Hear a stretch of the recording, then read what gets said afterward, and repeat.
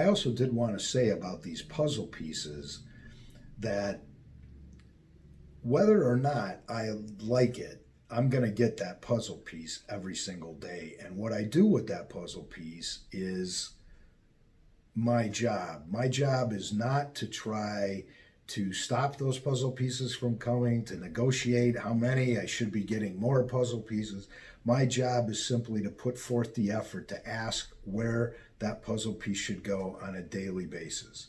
And it's interesting because when I went back to look at that puzzle, it has a distinct shape and there are colors now on it, and it has dimension where I thought it was just all black. There's a story about, or a movie, excuse me, with Ben Affleck. It's called The Accountant. And he's on the spectrum of autism, and he put puzzles together upside down.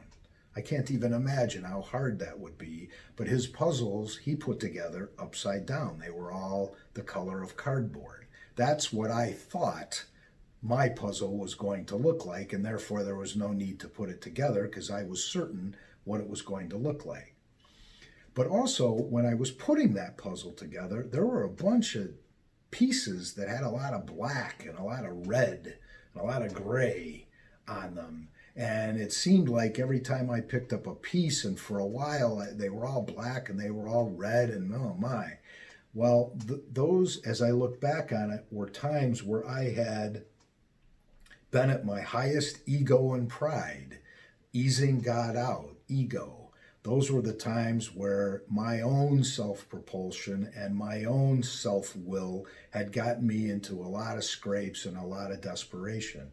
And then I see the greens and the yellows and the blues and the reds and the oranges and the other colors of my life that came in as I had these spiritual moments and as I grew up spiritually. And so when you look at it, don't think, gee, I'm in all these black. Everybody has those parts of their life where those are the challenges. Those are when we need the most help, staying disciplined in keeping that puzzle on track and keeping it put together. And one more note about that. When you're not in control of the outcomes any longer, when I have given my will and my life up to the care of God as I understand God, I'm no longer in the outcomes business. Therefore, I no longer have to worry about and be fearful of the future. The future's not in my hands any longer. All I'm responsible for on a daily basis, again, is the effort necessary to do the tasks that are right in front of me.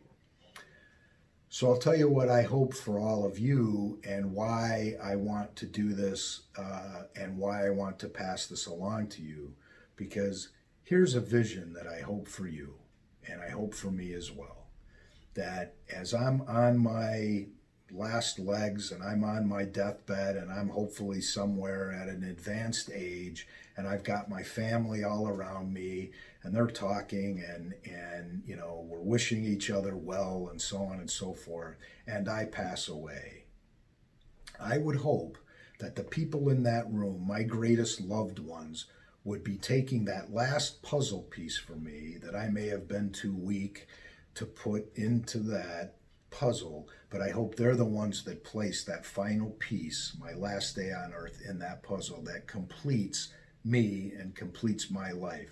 Whatever that mosaic ends up being is not in my control, but I'm hoping that I have some loved ones there that are going to put that piece back together.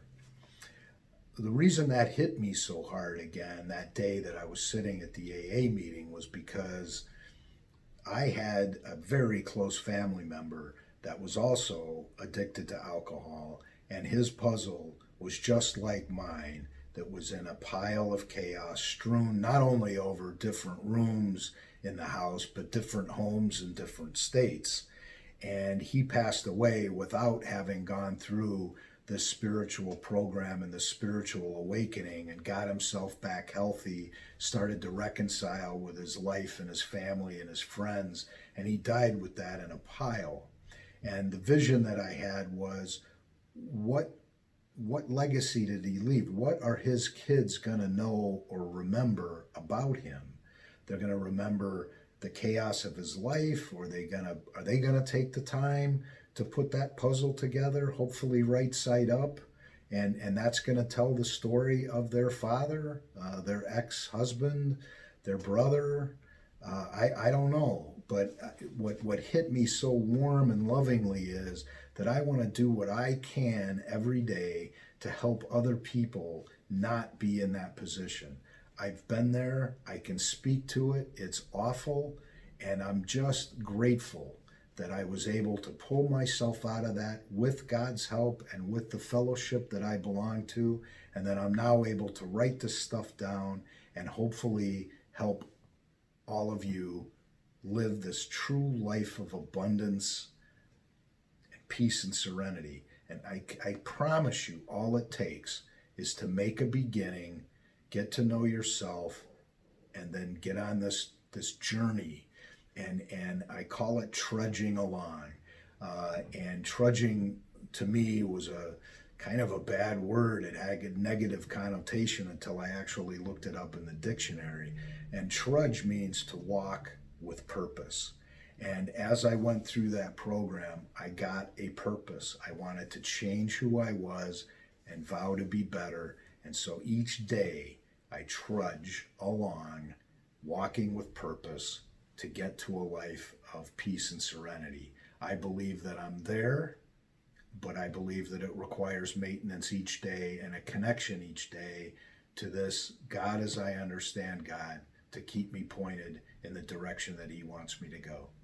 Take care, and hope to see you getting to work on your puzzle soon. Bye now.